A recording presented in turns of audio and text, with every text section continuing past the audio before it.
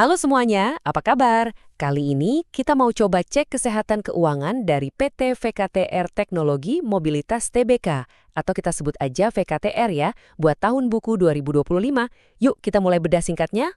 Gini deh, saya tahu kalau lihat laporan keuangan tuh kadang angkanya banyak banget dan bikin pusing. Tapi tenang, kali ini kita bakal fokus ke cerita di balik angka-angka itu. Dijamin gampang kok. Nah, ini dia peta jalan kita buat beberapa menit ke depan. Kita bakal lihat pondasi keuangannya, intip aset-aset utamanya, terus kita gali fokus investasinya, dan terakhir ada pesan penting buat kalian, para investor pemula. Oke, kita masuk ke bagian pertama. Kita mulai dari yang paling dasar, yaitu gimana sih perusahaan ini mendanai operasionalnya. Ini penting banget buat tahu seberapa stabil keuangannya. Pertanyaannya simpel aja. VKTR ini dibangun pakai modal sendiri atau kebanyakan dari utang? Coba dibayangin kayak bangun rumah. Lebih aman pakai tabungan sendiri kan daripada ngandalin KPR yang besar? Nah, logikanya sama. Jadi, ada dua sumber dana utama. Satu, liabilitas atau gampangnya kita sebut utang. Dua, ekuitas. Ini intinya modal sendiri dari para pemilik dan pemegang saham. Simpel kan? Utang lawan modal sendiri. Nah, ini dia yang menarik banget. Coba lihat perbandingannya di grafik ini. Kelihatan jomplang banget kan? Batang modalnya jauh lebih tinggi daripada utangnya.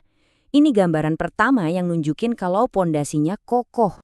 Biar lebih jelas, lihat angkanya.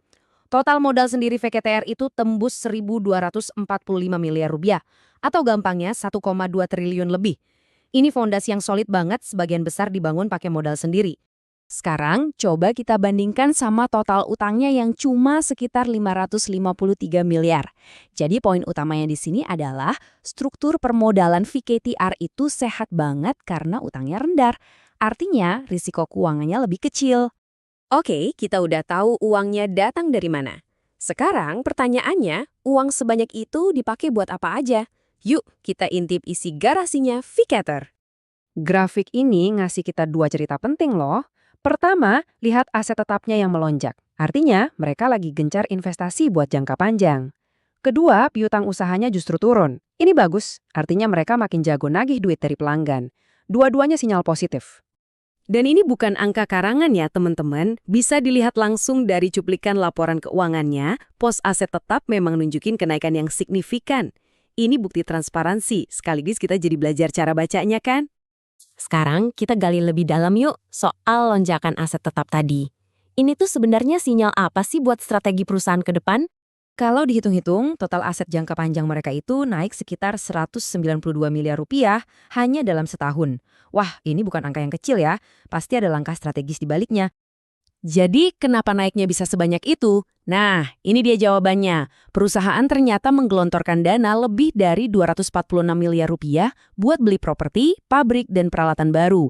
Ini bukan cuma angka di atas kertas, tapi investasi nyata buat masa depan. Nah, ini semua bisa kita baca sebagai sinyal pertumbuhan yang kuat. Artinya, perusahaan ini nggak diem aja. Mereka lagi aktif membangun kapasitas produksi mereka. Ini adalah sebuah pertaruhan besar untuk tumbuh di masa depan. Oke, setelah kita jalan-jalan singkat di neraca keuangan VKTR, kesimpulannya apa nih? Apa yang perlu kita sebagai investor pemula catat dari sini? Yuk kita rangkum. Pertama, pondasinya kuat, modalnya gede, utangnya kecil, checklist. Kedua, mereka lagi investasi besar-besaran buat masa depan, aset tetapnya naik, checklist.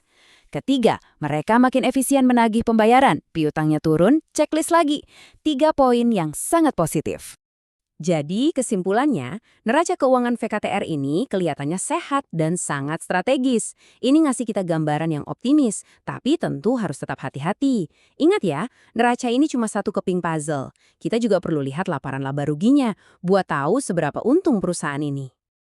Dan saya mau tinggalin kalian dengan satu pertanyaan ini. Dengan investasi sebesar itu, kira-kira bakal balik modal nggak ya di masa depan? Nah, cuma waktu dan analisis lebih lanjut yang bisa menjawabnya. Terima kasih sudah menyimak.